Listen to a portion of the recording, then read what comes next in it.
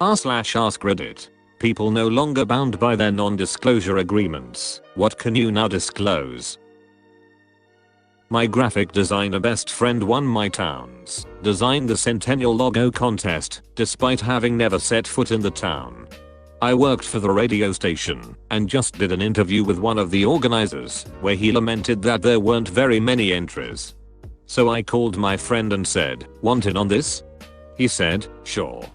As he lived on the other side of the country at the time, I spent the next day texting him photos of the town for inspiration. Anyway, when he won, and they found out he was a professional graphic designer who lived on the other side of the country, they made him and me sign NDAs, because the town was afraid people would think they brought in a ringer. Edit: a ringer is professional who's brought into a contest in order to guarantee favored results. Why did I have to sign the NDA? Well, they unveiled the logo at a great big ceremony where they presented the prize money.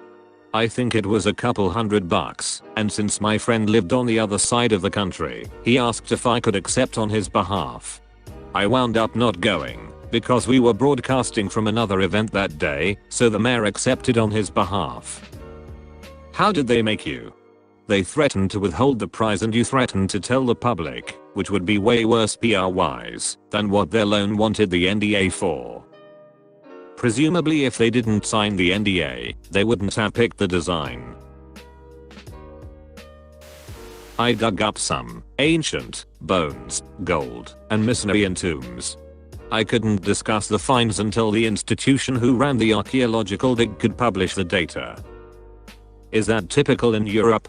I've participated in several archaeological projects where people have told me I couldn't disclose certain things, but I've never had to actually sign an NDA. I've always thought it was weird that even some federal organizations were using the honor system to hold people accountable, but I guess it's probably simpler from a legal point of view. I've never heard of anyone signing an NDA with fines like this. It sounds like a director who wants to protect their publication. Moments after I was unceremoniously fired because my tech skills were found to be insufficient, the bosses who fired me demanded to know the whereabouts of a hugely important computer file I had worked on. I refused to help them. I even cited the exact language of the NDA I was compelled to sign. I'm prohibited from disclosing details of my employment with anyone, including past and current employees of the company, I expounded, adding, "So ask someone who works here, because I don't." It was a great docu moment that I still cherish 5 years later. But now I think I can disclose the truth. I only hid behind the NDA language because I had no clue where to find their damn computer file or even where to look. I suck with computers. Fired because my tech skills were found to be insufficient. This checks out. Too dumb to hire. Too smart to fire. I was a contractor for NASA. I still fully support the agency, but I was extremely bugged when I learned that each separate NASA center, for instance, JPL, Kennedy, American Englishes, Goddard, hides many of its inventions and breakthroughs from the other centers, so that when HQ is ready to assign a big mission and a lot of dollars to one center, they have a better chance to compete over the others. Look what we invented. They can't do this over there. Give us the next moon orbiter. The downside is that there is a ton of reinvention and duplicated efforts going on. Sometimes years of work go down the drain when another center does the same thing faster. My perspective was, you all work for NASA. Share knowledge, collaborate.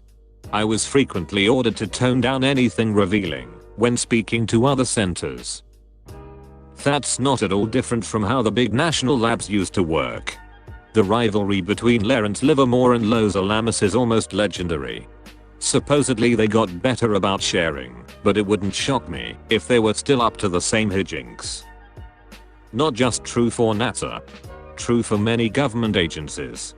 The issue is that money is zero sum, and if one program is getting money, it is getting cut from another program. So everyone is fighting to get their share and avoid having to make staffing cuts. As a lawyer, I viewed a lot of these and taught settlements. The most common use of the NDA is to keep the award amount quiet so everyone won't sue the company, hoping to get that sweet settlement money. As a lawyer who represents plaintiffs that sign these settlements, I say over and over, do not go post this on Facebook. Don't tell your friends. Just say that it's resolved and you were happy with the outcome. I used to do data analysis of revenue management for some big companies. Many companies have no clue about their data or their revenue streams. I'm talking several $1 million of revenue disappearing in the pipeline and no one knowing what happened with it, or even caring really. There were multiple times I had to inform clients that we had huge gaps in their costs and we needed to find the missing numbers somewhere in order to make our final reports correct, and was met with the paraphrased reply, just sprinkle the missing costs over the existing one. We just want the final total to be correct. All the companies cared about if the amount of money they have at the end of the year is higher than at the beginning, and anything that happens in between is inconsequential. I objected at first to my bosses, saying that what we were doing was incorrect, but they said to just do as the client said. In the end, I got disillusioned, and whenever our clients came with requests that made no mathematical or logical sense, I'd just execute as requested, and let their analysts figure out later that the analysis they paid 6 figures for was basically nonsense. I didn't care, because I had documentation of all their requests and my objections, which were thoroughly ignored. I had a few cases where clients came back disgruntled several months down the line after some in-house analyst had done a deep dive of their data and came up with objections that I had pointed out months before. I'd usually dig up the relevant emails and clear my name. My choice of action was to tell them to pound sand, but my bosses always bent over backwards for clients, so we'd have to do the cleanup I anticipated. In the end, I learned most of our economy is held together by duct tape and wishful thinking. At most 10% of people working at big companies are competent and carry the bulk of the work, and rarely are the competent ones the ones in charge. It's scary how incompetent people just guffaw their way into positions of power and really have no idea how to run a business. I mean, to be fair, I'm talking some really big companies here. These big name companies make bank, but many of them had absolutely no clue where that bank was coming from. The key account managers just cared that their totals were good. Individual revenue streams didn't matter, as long as in the end, the sum total was fine. You know, NDAs are only good if you have the money to sue. Worked with a company that didn't pay me, so I told them their NDA didn't apply. They threatened to sue. My response: you can't even afford to pay me, you sure as hell can't afford to sue. They also don't extend to keeping you from reporting illegal activity to the justice system. Some places may try to make people believe that, and may even try to imply it in the NDA, but it has no legal standing. Well, this is already public knowledge, and they forgot to have me sign an NDA anyway, but Savannah College of Art and Design's Ombudsman Sophia Bagnally, the independent person who's supposed to represent students in cases of unfair treatment by the school, married one of the school's vice presidents too, and is now Sophia Aletto. It's definitely a conflict of interest, but she's still serving as independent ombudsman, and currently refusing to help students get any kind of refund, now that all their classes are online and they don't have access to the expensive equipment their expensive tuition is supposed to be paying for.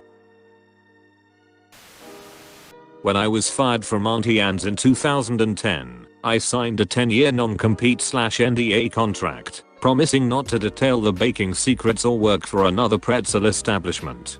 Well, that ended this year, so now I can run out and start a pretzel store, because the secret I was keeping was making pretzels literally requires 2 products, one of them being water and the other a large bag of pretzel meal/dust/powder. Quite literally anyone with $2,500 can start a pretzel stand and make perfectly fine pretzels. It's not difficult whatsoever.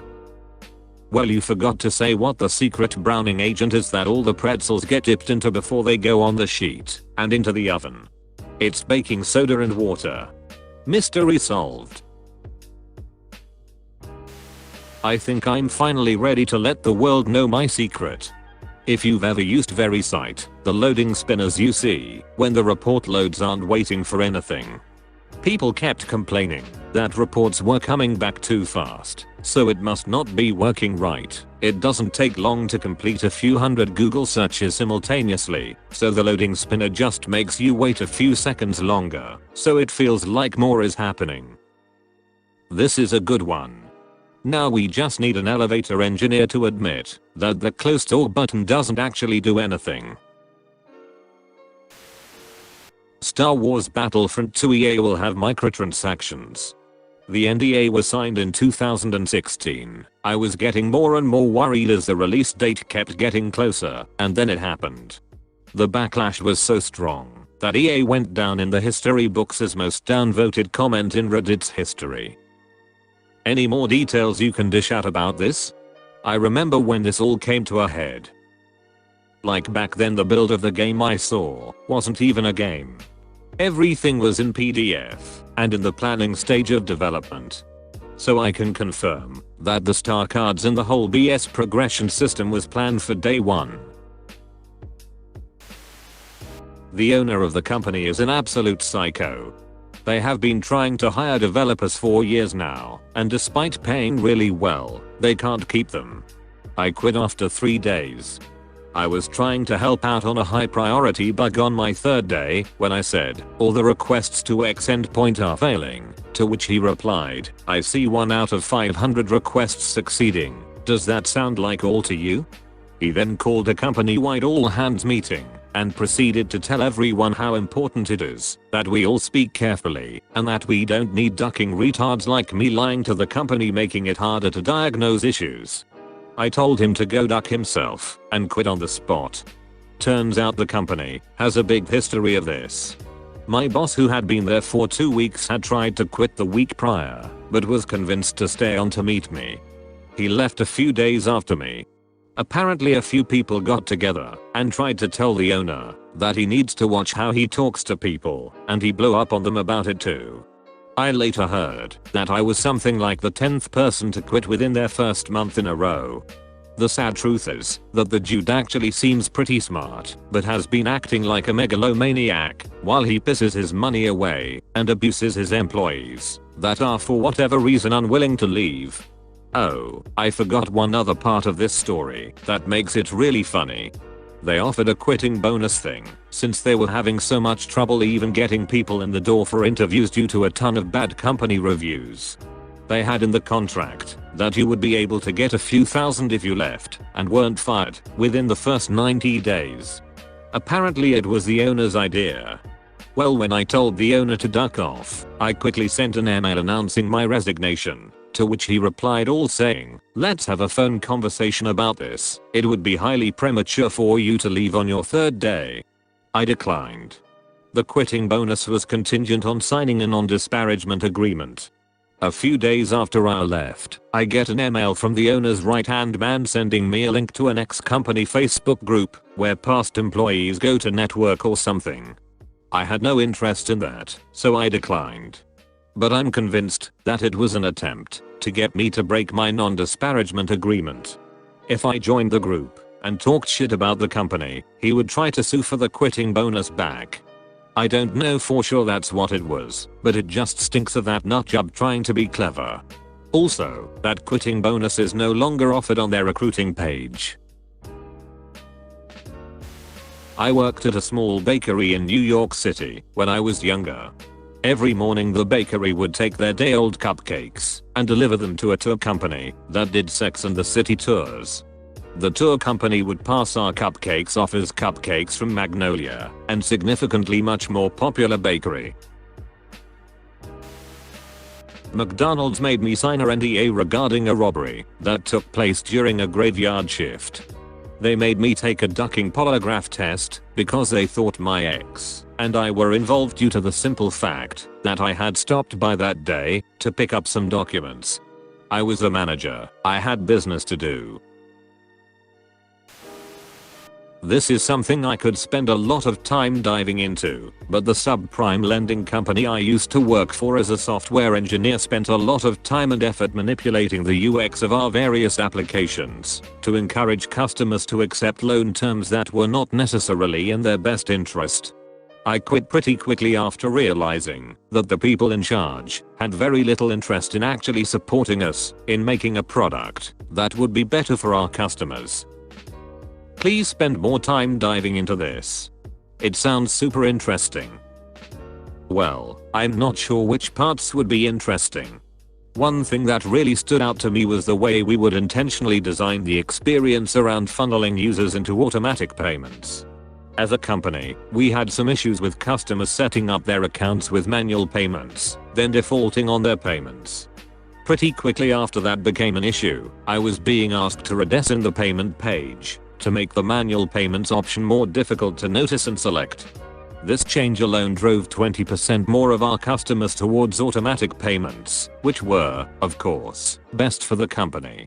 This didn't make me feel particularly good as a human. I used to work for a large gas station chain.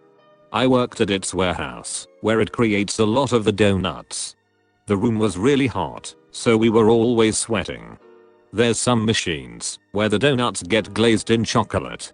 They're these small machines, they look almost like a barbecue grill. They always wanted us to be super fast glazing the donuts.